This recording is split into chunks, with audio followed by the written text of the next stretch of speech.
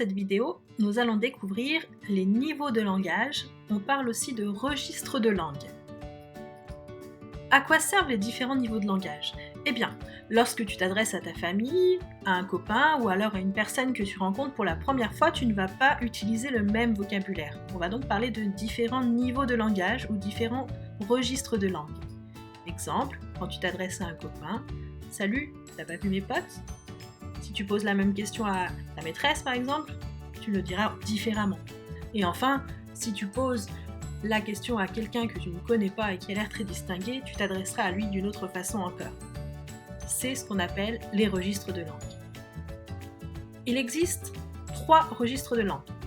Le langage familier, pour commencer. C'est un langage utilisé essentiellement à l'oral. Tu l'utilises avec tes amis par exemple, ou des personnes avec lesquelles tu es intime.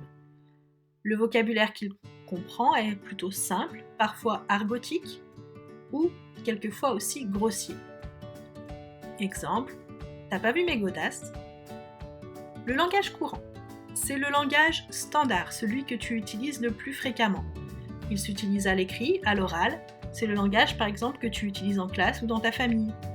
Il comprend un vocabulaire usuel. Tu n'as pas vu mes chaussures ? Le langage soutenu. Ce langage-là est utilisé pour montrer le respect par exemple. On l'utilise surtout à l'écrit.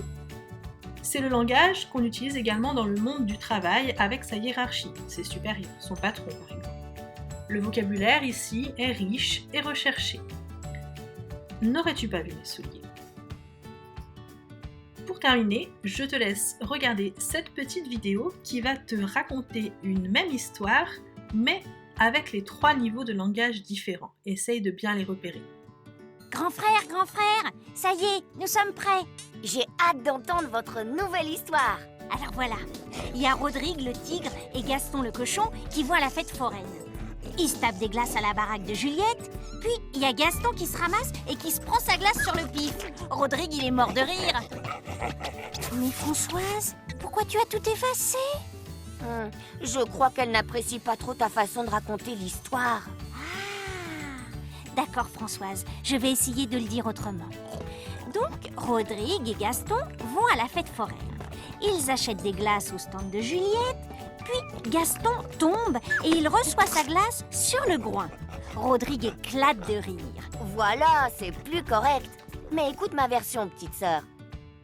Rodrigue et Gaston se rendent à la fête foraine. Ils dégustent des glaces à l'échoppe de Juliette. Puis, Gaston chute tout en recevant sa glace sur le groin. Rodrigue s'esclaffe.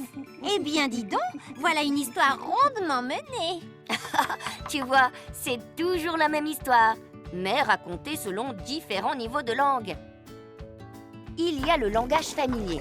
Quand par exemple, tu racontes une blague à ton meilleur ami. Le langage courant, c'est le langage de tous les jours, que tu utilises à l'école avec tes profs par exemple. Et enfin, le langage soutenu. Mais celui-ci, on le trouve surtout dans les livres.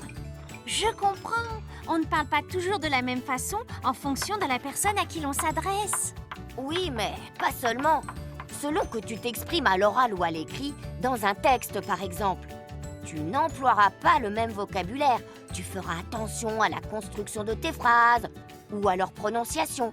Par exemple, en langage familier, faut qu'on se casse devient en langage courant, il faut qu'on s'en aille.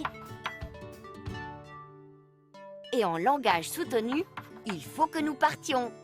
Ok, j'ai pigé. Je veux dire, d'accord, j'ai compris. Au revoir les amis, à bientôt pour de nouvelles histoires. Voilà, c'est tout pour cette fois. Merci d'avoir écouté.